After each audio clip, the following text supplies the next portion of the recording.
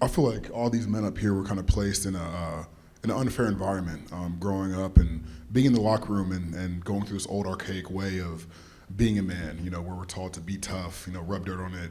Men don't cry. Men can push through anything. You got a problem, just work through it. And it's tough being in that environment because it becomes a way of life, and we get these feelings that come up and we just push them down and we suppress them, or we feel a certain way and we just ignore it. And it's really hard, and it adds up. And so the first thing is to understand the environment that we've been placed in, that we've been living in for a long time. And then from there, like, you have to understand that we have defined as men, we've defined as tough, we've defined strength in the entirely wrong way. Like, growing up, I thought that, hey, being tough would be me, just pushing through something, putting a frown on, and looking like a tough guy. That's what worked, and that's what we were kind of taught by, like, the locker room, by the environment that we're placed in. But really, through my journey of grief, through my journey of my own mental health journey and everything I've been in, I've learned that is not strength. Strength is being vulnerable, being able to be real, authentic, and genuine with your emotions, even when you don't want to be. Because in reality, like, a lot of us are going through the same thing, having a lot of the same emotions, having a lot of the same stresses, anxieties, a lot of the same sadnesses and angers and awkward feelings. And if we don't speak about these things, like, we all feel alone, and we all feel like we're going through it, in an alone rate, and just feel, sometimes it makes you feel crazy, sometimes it makes you feel like something's wrong with you. But when we talk about these things, we have a deeper connection in these vulnerable moments, in these moments of real strength, in these moments of real toughness. After my sister died by suicide, I wouldn't talk about it. I wouldn't get help. I didn't go to therapy. My mom was begging me, but I thought I had to be tough. I thought I had to put on this persona that, I was a third pick in the draft, and I had to make sure, like, everything looked good and everything was going well. I couldn't make an excuse that I was depressed. I couldn't make an excuse that I was going through this volatile journey of grief. I really felt like I couldn't talk about those things, and I thought that was strength. But when I had to have that moment of telling someone how I really felt, telling someone that I was depressed, that I needed help, that my back was against the wall and I didn't feel like there was any light in the room that I was in, that was real strength. And that took everything in my power, everything inside of me to be able to say that, and everything inside of me to be able to be like, hey, I need help right now. So when we understand those things, we understand that, hey, as men, and what these men are doing up here is why I'm so thankful for them, and everything they stand for, is that we're up here redefining what it means to be a man. And I was lucky. I heard Obama speak about 5-6 years ago, and he started off this talk, and he said, to be a man means to be a good human being. And that's all it should be. It shouldn't be to have a certain persona, to look a certain way, to talk a certain way, to walk a certain way. It should be to be the best human being we can, and to volunteer, and to motivate others, and to encourage others to be just good human beings. And that's what we need on this earth, and that's what these men up here on this stage are. And I'm thankful for them and thankful for this time. And I think a lot of that is breaking the stigma, and that deals with a lot like what we're doing today, just having grown men up here who are in a position where we're playing this gladiator sport, and we're viewed as having everything all together.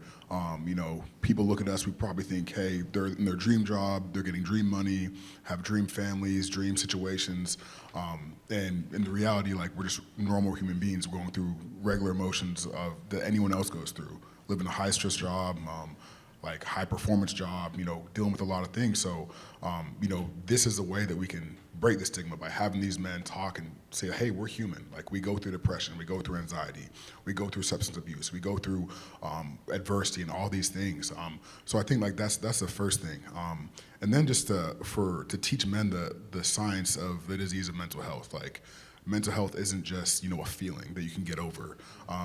It's there's pathways in your brain that aren't communicating, where you're not getting enough serotonin, you're not blocking enough cortisol. Like, if you understand the seriousness of this disease of mental health, of this illness of mental health, then you can understand that, hey, I can't just push through this.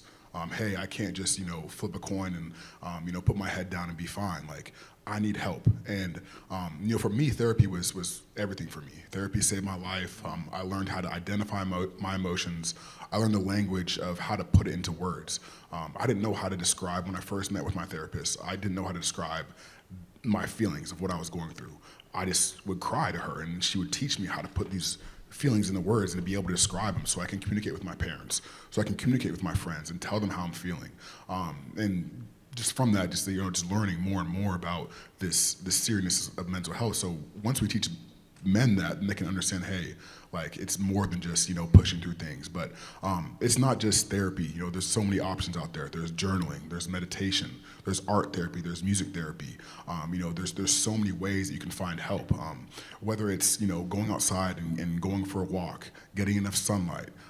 Making sure you're checking your blood work, getting the right vitals, getting the right vitamins, all this kind of stuff. Like, spending 20 minutes a day away from, there's scientific information on spending 20 minutes a day away from your job, making sure that you're actually having time to be in solitude and being yourself as a human being. But all these things are important to understand that, hey, men, it's okay to get help, and it's okay to ask for help. And I think the last thing I'll say about it is that to understand the strength that comes with. It is not a sign of weakness to ask for help. It is a true sign of strength. It's like I said earlier, like it took everything in my body to be able to be like, hey, I need help, and I need to go to therapy. I need to find a way to deal with my emotions and to understand my emotions. What I would tell the youth today, I would say love yourself unconditionally. It took me till I was 25 years old to love myself. Like, I'm talking about like body dysmorphia, accepting my personality, accepting who I genuinely and authentically am. And if anyone's known me the last 3 years of my life, I've been the true Solomon Thomas every single day. Just coming with a certain energy, coming with a certain mindset, vulnerability, authenticity. And it took me a while. And in my journal every day I write, I love myself unconditionally. Because someone who's I wake up, I look in the mirror, and I get those old habits. Like it's a skill, and it's hard to break those old habits, but you have to work and you have to practice at them.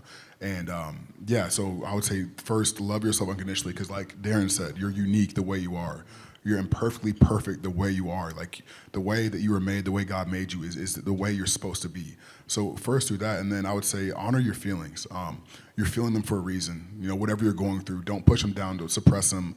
Accept them and honor them so you can search through them, so you can see why you're feeling a certain way. What's making me feel this way, and then you can be in tune with who you are, so you can be more authentic, so you can unapologetically be yourself. And then understand that, hey, it's okay not to be okay in this world. Like, we live in a social media driven world where it's all highlights. It's all the best things you put out in your life. Hey, like, all right, I just bought this, I just achieved this, but that's not what life's about. Life's about the ups and downs, it's about diversity. It's about the sad times, it's about the hard times. Like Darren said, you can't feel the good if you don't feel the sad. And I truly believe that. I believe because of the sad point and the dark point I went in my life, I can reach a whole new level of happiness, because I've been there and I felt that, and I really feel. And then I'll just leave you with, that you never know what someone's going through. You never ever know. Everyone's fighting a battle that you don't know about. So be kind. Show love. Take a breath before you react sometimes, because maybe someone's coming at you with attitude that you don't deserve, but you don't know what they went through that morning. You don't know what they went through at home. You don't know what their family is like, if they have a family. So just always keep that in mind, because people need love, and people need kindness, people need empathy nowadays. We live in a very self-gratification world, and I think it's very, very important to understand that. But yeah, that's what I'd leave you with, and just to go be yourself, to love and live this life unapologetically. Love yourself, and go be the best you in whatever you're doing.